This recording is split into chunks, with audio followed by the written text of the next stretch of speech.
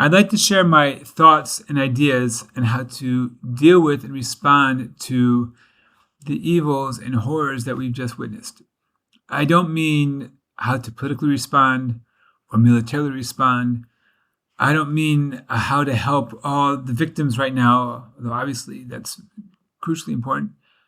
The families and those that are suffering and injured. I don't mean trying to figure out what went wrong and how to fix it for the future. And I don't even mean how to deal with the emotional difficulty of witnessing all this, although obviously that's also very important. I mean, practically speaking, is there a way to respond to the horrors themselves, the actual evil that we saw itself, and to deal with and relate to that evil, that horror? And that's what I'd like to discuss. I have an operating principle. When these things happen, they create all sorts of emotions and thoughts in our minds.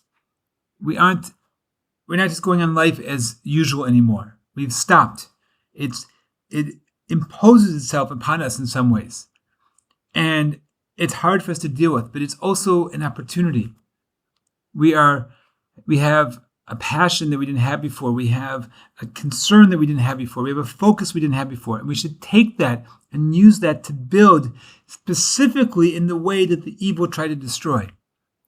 So, for example, they attacked our families in the cruelest and most horrific way possible.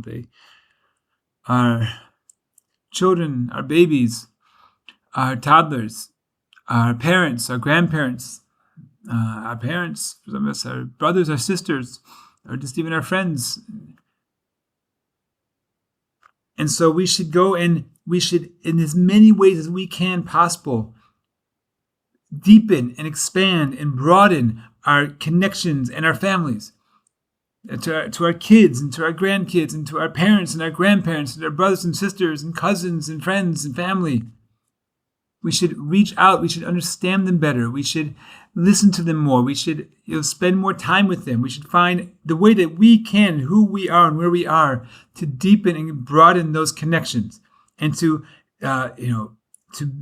build our families even better than they were before. They tried to cause us pain. They caused us pain. They hurt us.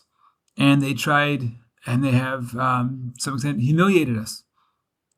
And so beyond the retribution that they deserve for that, we should become more sensitive to pain and humiliation. We should find ways to alleviate pain where we can. We should try ways to prevent pain where we can. We should honor and respect people more so than we did before.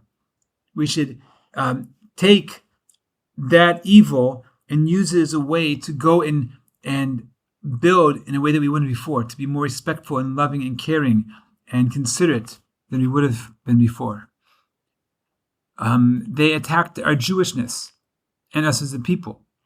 And so we should deepen our personal connection to Judaism, the Jewish people, and to other Jews. We should express it more and understand it better. They attacked our connection to our land, to the land of Israel. And so we should deepen that connection. We should broaden that connection. We should understand it better intellectually and experience it better personally and emotionally connect it more. They attacked our Torah and our celebration and our love of the Torah. They attacked us on Simchas Torah, which maybe literally get translated as the joy of Torah. Perhaps the celebration of the Torah is a better translation. So we should learn the Torah more. We should learn it better. We should deepen understanding. We should connect to it more emotionally. We should experience its joy, its brilliance, and its chiyus, its life, and its all the aspects of the Torah. We should deepen that and connect to it more.